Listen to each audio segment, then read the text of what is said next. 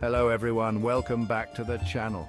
Now pour yourself a generous glass of Guinness, settle in and get ready to be whisked away to a land of rolling green hills, sparkling rivers, and if you're lucky, maybe even a magical creature or two.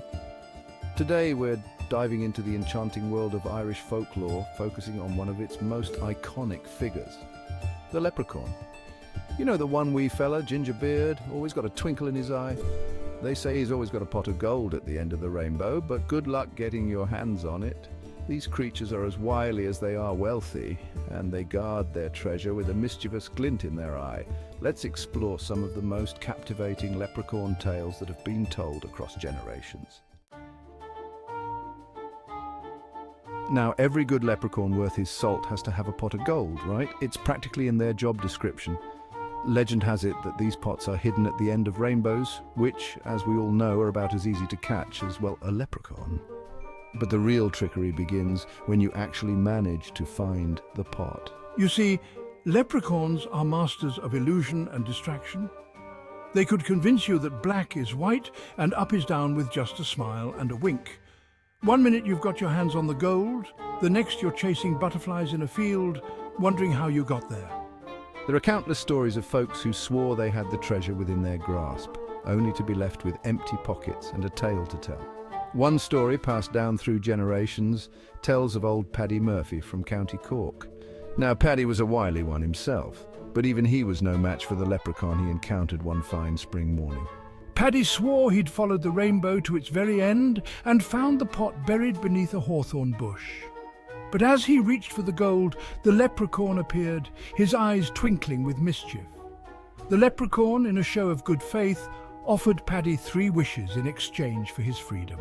Now Paddy, being a simple man, wished for a pint of Guinness that would never empty. The leprechaun, with a snap of his fingers, granted the wish. Paddy, delighted with his never-ending pint, forgot all about the gold and let the leprechaun go. The next day, Paddy, nursing a bit of a headache, realized he'd been tricked. He'd been so focused on the immediate gratification of the never-ending pint that he'd forgotten about the real prize, the pot of gold. And that, my friends, is a classic example of how a leprechaun's cunning can outsmart even the most determined treasure seeker.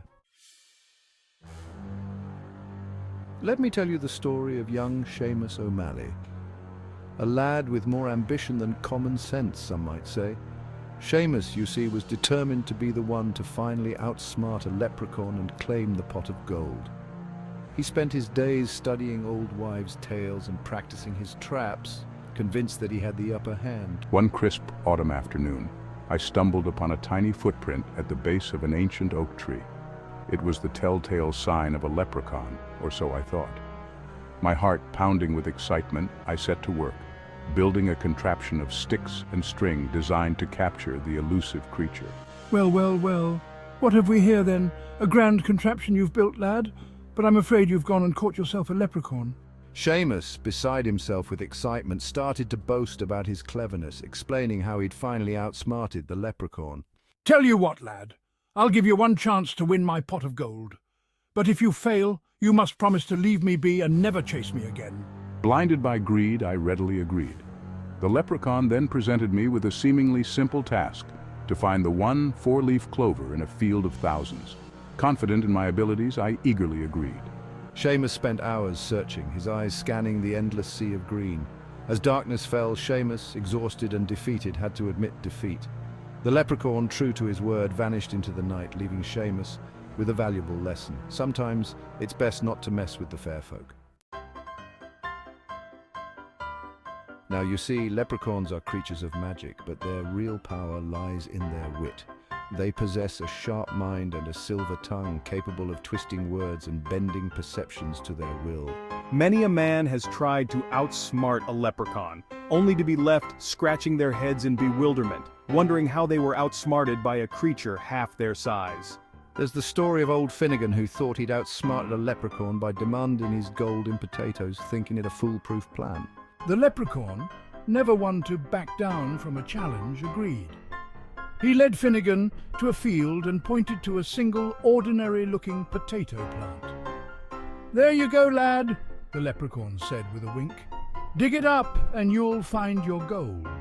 Finnegan, skeptical but curious, grabbed a shovel and started digging. He dug and dug, but all he found were more potatoes, ordinary, humble potatoes.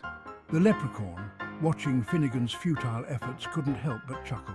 "You see, lad," he explained, "I keep my gold in the most valuable place there is, the source of life itself."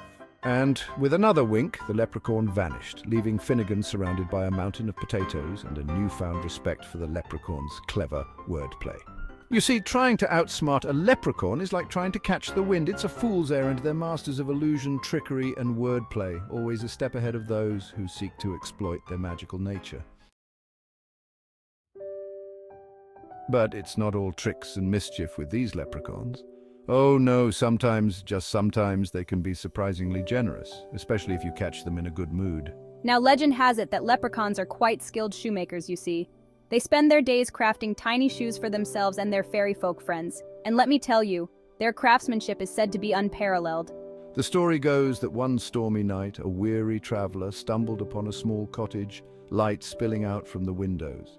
He knocked on the door, seeking shelter from the downpour, and who should answer but a leprechaun, hammer in hand, a half-finished shoe on his workbench. The leprechaun, being a hospitable sort, invited the traveller in, offering him warmth, food, and a place to rest his weary head. The traveler, grateful for the leprechaun's kindness, noticed the shoemaker's tools scattered on the table. "You're a shoemaker?" he asked, admiring the intricate designs. The traveler, noticing a worn-out patch on the leprechaun's own shoe, offered to repair it. The leprechaun, initially hesitant, agreed, handing over his shoe with a grateful smile. S2. The leprechaun nodded, a twinkle in his eye. "I am indeed the finest in all the land, or so I'm told." The traveler, a skilled cobbler himself, worked his magic, repairing the shoe with deft stitches and expert craftsmanship. The leprechaun, upon seeing his repaired shoe, was overjoyed. "You have a kind heart and skilled hands, traveller," he said, his voice filled with gratitude. "As a reward for your kindness, I grant you 3 wishes." The traveler, humbled by the leprechaun's generosity, used his wishes wisely, asking for good health, fortune for his family, and safe passage home. And so the leprechaun, true to his word, granted the traveler his wishes, proving that sometimes a little kindness can go a long way, even in the realm of magical creatures. Now, you can't talk about leprechauns without mentioning those mysterious fairy rings, you know, those perfect circles of mushrooms that pop up in meadows and forests. They're said to be doorways to the realm of fairies, and legend has it that leprechauns are the guardians of these magical portals.